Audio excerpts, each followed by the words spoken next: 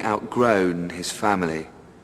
Nevertheless, his father had been his mentor and confidant for the best part of his life, so when Leopold died suddenly in May 1787, leaving most of his estate to Mozart's sister, Wolfgang was filled with grief and unresolved rage.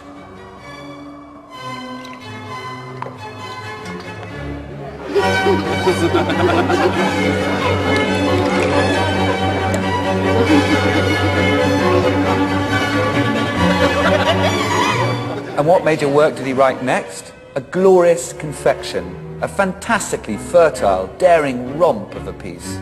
Eine kleine Nachtmusik. I can produce better music out of my own arse.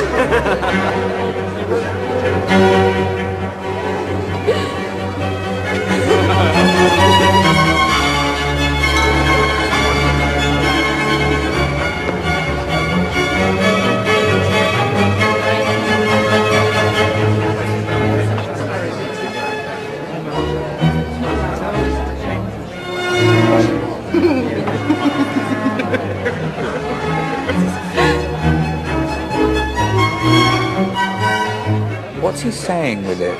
Why is he writing such sprightly, positive music when such a significant event in his life has just occurred? Leopold, for so long the bedrock of his life, has gone. You'd have thought it would have elicited from him some really deep, and dark and penetrating work.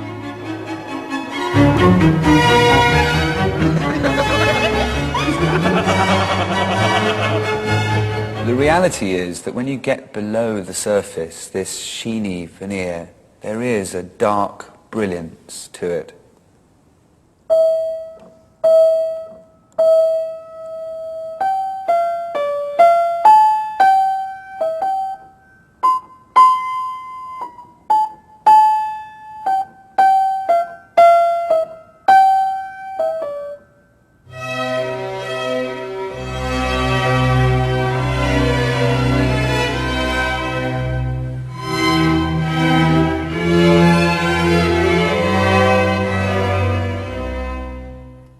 Here you have something which is outwardly bright and positive.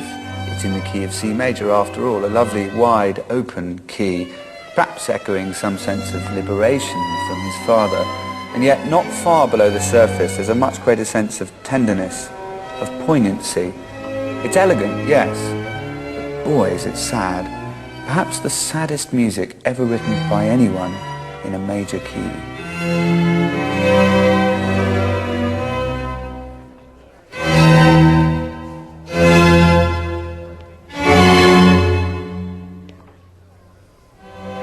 When his father dies, the music it brings out of him is full of charm and warmth.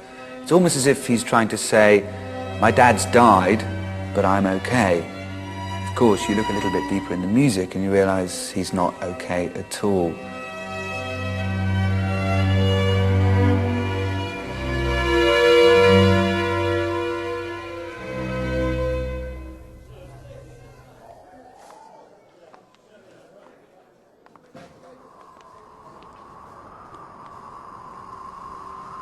Mozart had every reason to feel despondent.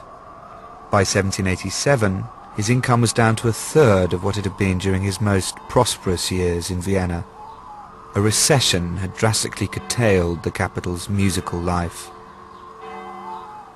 For years, Mozart had tried to obtain a permanent position at the court of the Emperor Joseph II. His efforts had been in vain until December 1787. When the composer Gluck, who'd occupied the post for nearly 3 decades, suddenly died, Mozart was at last appointed court composer. So, have you found out how much the Emperor's willing to pay you? It's a decent salary. Well, come on, how much? 800. And how much was Gluck paid? 2,000. How can they say you're worth less? How dare they? Assured me I will not to be forgotten in the future. The future? What good can the future do us? We need money now.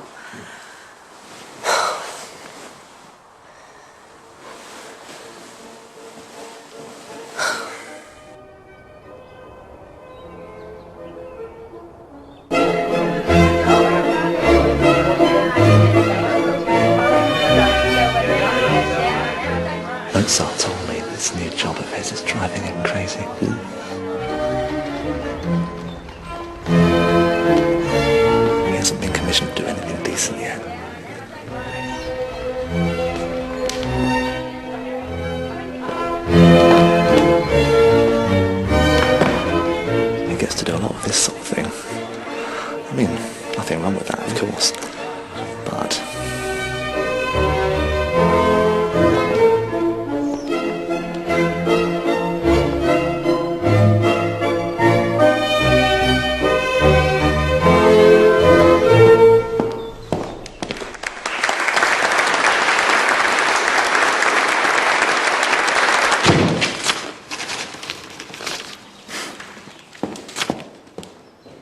And so the Black Thought, as he called them, continued. Yet somehow he'd managed to shake it off, put a brave face on it. You'd go round to see him, and he'd be prattling on about some new piece he'd written, some new jacket he wanted to buy, some famous billiards player just arrived in town. And all the while creating this sublime music.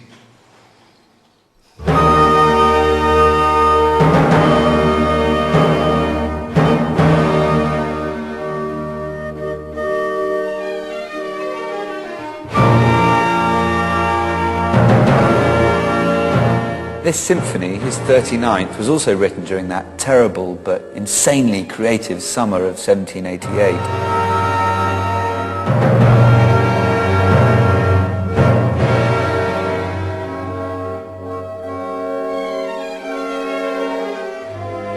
It's got a kind of savage brutality unlike anything we've ever seen in Mozart before. The very opening adagio has got this really almost ugly, pugnacious quality to it,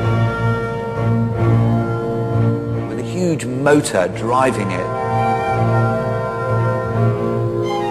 And these downward and upward turning scales in the violins. Stark timpani writing, the drum writing. It's just driving us to the next jarring forte.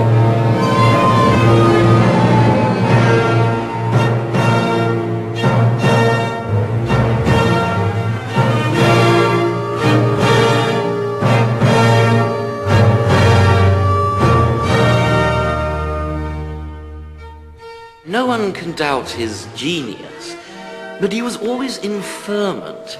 His ideas were too frequently in a state of flux. Just look at the symphonies.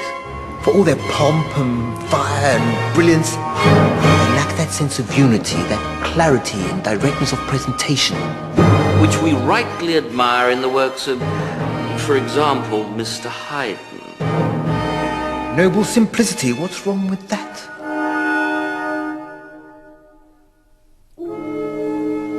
Yes, Herr Mozart has a decided leaning towards the difficult and unusual.